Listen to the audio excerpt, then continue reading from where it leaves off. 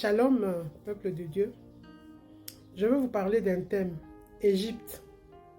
Égypte, c'est le symbole de la grande puissance. Égypte est le symbole de la grande puissance. Nous savons que Nimrod est le premier empereur du monde. Nimrod est le premier empereur du monde. Et quand nous lisons dans la Bible, Babylone, quand on parle d'Esther, dans le livre d'Esther, on parle de l'empire qui se tenait, qui était de l'Éthiopie vers l'Inde.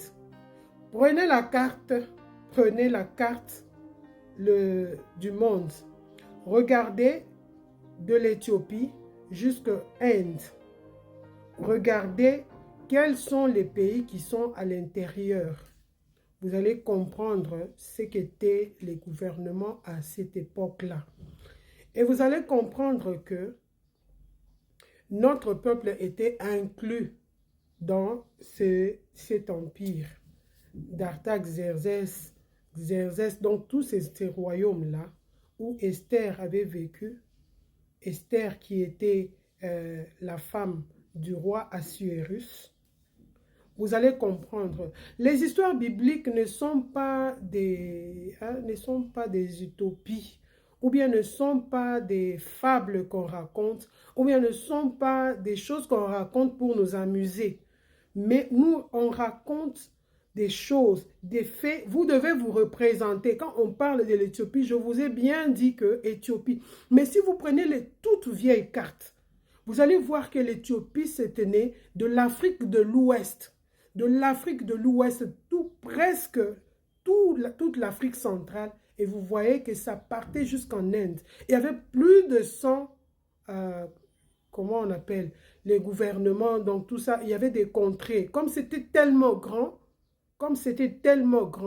il y avait des gouverneurs. Il y avait des gouverneurs par ville ou je ne sais quoi. Nous devons comprendre cela. Quand nous lisons la Bible, mettons tout ça en tête. Mettons tout ça en tête. Alors, l'Égypte est le symbole de la grande puissance aujourd'hui. Ce n'est qu'un code. Aujourd'hui, l'Égypte, on peut parler des États-Unis parce que c'est la grande puissance. Tout le monde, quand on parle, aujourd'hui c'est vrai, on peut parler de la Russie, mais nous savons que quand on parle des États-Unis, c'est la grande puissance. C'est le symbole de la grande puissance. Et aujourd'hui, quand on parlait de l'Égypte dans les années passées dans la Bible, quand on parlait de l'Égypte, nous voyons l'Afrique. Mais aujourd'hui, il y a des prophéties qui doivent s'accomplir maintenant, qui doivent s'accomplir de notre temps. Quand vous entendez parler de l'Égypte, sachez que c'est les États-Unis. Sachez que c'est les États-Unis. C'est pourquoi la Bible dit, les prophéties disent, malheur à ceux qui fuient en Égypte, qui vont en Égypte pour chercher du secours. Quand un peuple est attaqué, il recherche le Tout-Puissant. Alors, le Tout-Puissant à l'époque, c'était l'Égypte ici en Afrique. Aujourd'hui, le Tout-Puissant, ce sont les États-Unis. Quand bien même c'est en train de faiblir un tout petit peu, mais les États-Unis restent la grande puissance du moment.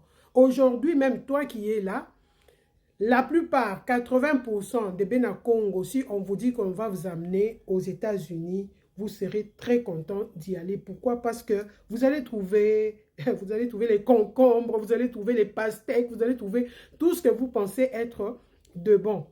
Alors, nous devons savoir cela. Quand nous lisons les prophéties, c'est pourquoi on parle des esclaves qui sont partis en Amérique.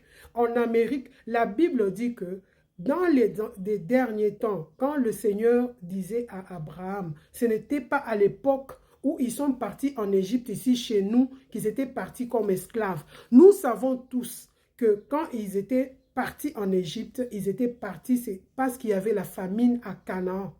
Comme il y avait la famine à Canaan, ils étaient partis en Égypte. Et en Égypte, là, Joseph, leur frère, il était gouverneur. Et Joseph les avait annoncés chez Pharaon. Pharaon les avait très bien reçus parce que Joseph avait des faveurs auprès du Pharaon. Donc, ne nous dites pas, ne nous racontez pas des salades que c'est en Égypte que les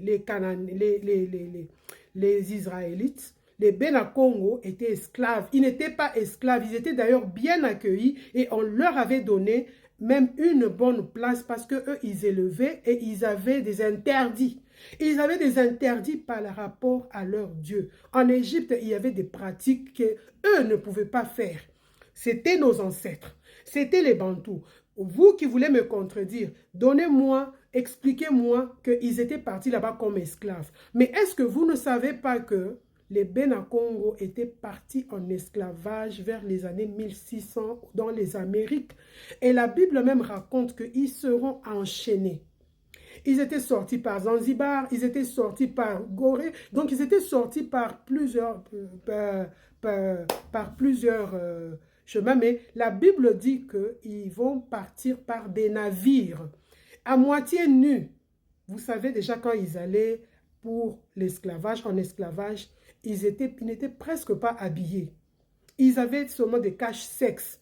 Donc, ils étaient humiliés d'une façon. Vous ne pouvez pas nous raconter que ces juifs ici qui nous parlent, les faux juifs qui descendant de Japheth, étaient partis en esclavage. Ils étaient partis en esclavage par quelle voie? Parce que la Bible dit que c'était des bateaux qui les amenaient en Amérique. Et ils étaient partis en Amérique par quelle voie?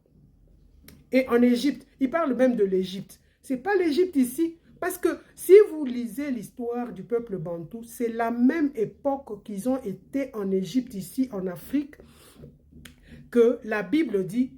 Vous lisez aussi la Bible, c'est la même époque que les Israélites étaient en Afrique. Alors, qui était en Afrique? C'était les Bena-Congo, ou bien Israélites, ou bien c'était les Israéliens que nous connaissons aujourd'hui qui ont formé leur État vers les années 1948. Alors, le sujet ici, il est vaste. Je vais un peu réveiller votre mémoire. Vous allez prendre la Bible. Ne me contredisez pas. Ne me contredisez pas par les mots en m'insultant. En fait, ça, c'est une faiblesse. Je sais que le diable va m'attaquer comme il veut. Mais comme je fais ça pour l'Éternel, personne ne saura m'arrêter. Personne ne m'arrêtera parce que je ne suis pas payé pour ça. Je ne suis pas payé pour ça, donc je n'ai pas peur qu'on me coupe le salaire pour dire ce que je suis en train de dire. Je le fais pour mes frères. J'aime beaucoup mes frères. J'aime beaucoup les Congolais. Les Congolais, je vous aime.